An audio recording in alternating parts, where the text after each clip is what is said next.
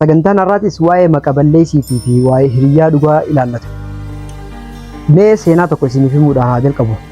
Gaaf tokko barattoonni daree keessatti osoo walitti qoosanii barataa tokko osoo inni quba hin qabne dugda isaa irratti waraqaa "Aniidha ma'aadha" jettu maxxansan. Kan booda barataan kun waan dugda isaa irratti maxxanfame quba hin qabu. Barattoonni hafan wanta dugda barataa kan irratti maxxanfame akka ittiin himne akeekkachiisan. San booda barattoonni garee waan kana raawwatan barattoonni kaan akka itti himne waan akeekkachiisaniif barattoonni kaanis tole jedhanii barataa kana itti himuu takka suuta gorsuu dhiisanii waan dugda isaa irra maxxanfame kanaa fi inni waan kana quba qabaachuu dhabuu isaatti hofluu jalqaban. Barnoonni boqonnaa duraa xumuramee barattoonni yeroo boqonnaa ba'anis osuma itti hoflan boqonnaan raawwate. Barattoonni yeroo boqonnaa irraa as dacha'an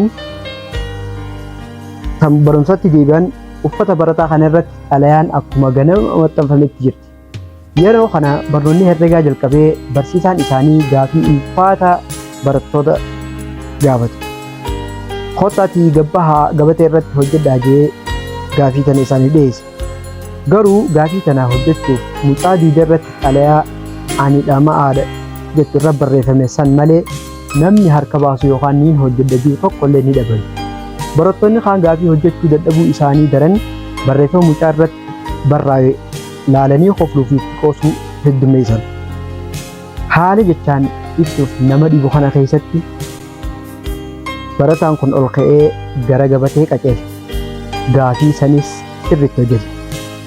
Barsiisaan daree barattoonni akka harka walitti dhawan gaafate. Kan booda waraqaa dugda isaa irra jirtu irraa muree "Ilma kiyya, waa'ee waraqaa dugda kee irratti maxxanfamee waan quba qabdu hin fakkaatu" jedhee barataa kanatti dubbate. Kan booda barsiisaan gara barattoota kaanitti garagalee barattootaan akkana jedhe. "Barattoota, mee ani akka barsiisaa tokkotti badii keessaniif isin adabuu dhiisee gorsa lama gurguddaa isinitti haa himu.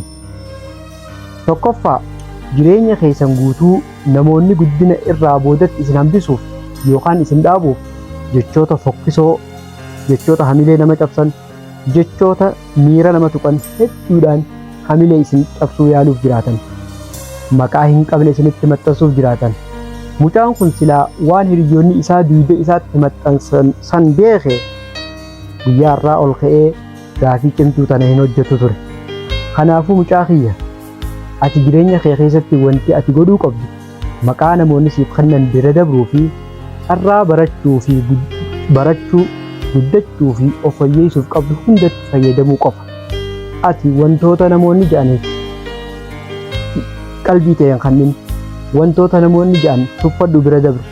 Yeroo namoonni si xiqqeessuuf yaalan ati callisuudhaan irraa guddadhu.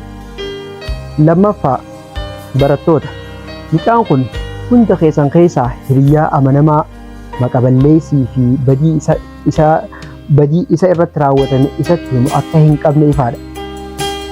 Wanti har'a ta'e kun wanni agarsiisu mucaan kun isin keessaa hiriyaa dhugaan isa jaalatu, hiriyaa dhugaan isaaf quuqamu qabaachuu dhabuu isaati. Hiriyoota hedduu qabaachuun bu'aa tokkollee hin qabu. Wanti guddaa fi akkaan barbaachisaa ta'e hiriyoota isiniif amanamoo fi isin jaalatan meeqa qabdan kan jirudha. Hiriyoota duuba keetiisiif dhaabbatan, kan hamtuu sirraa ittisuuf tattaafatan, kan si tiisan, si kunuunsan, kan siif dhimmamanii dhugaadhaan siif yaadan yoo hin qabaanne hiriyoota akkanaa irra kophaa kee jiraachuuf siif wayya. Garuu ati maqaa namoonni kaan siif kennan bira dabri imala gara kaayyoo kee taasisu itti fufi. Hiriyaan dhugaa kaayyoo keetiif yeroo tattaaffii gootu si qunnama. Akkana jechuudhaan barsiisaa kun barataa kanaaf akkasumas barattoota isaatiif dhaama qabu dabarse. Mee hordoftoota, isin hoo hiriyaa dhugaa jettanii nama akkaan jaalattan kan qabdan as jalatti yaama. Hiriyaa keessan saniin dhugaaniin siin jaaladha jaan waan dhageeffattaniif hedduu galatooma.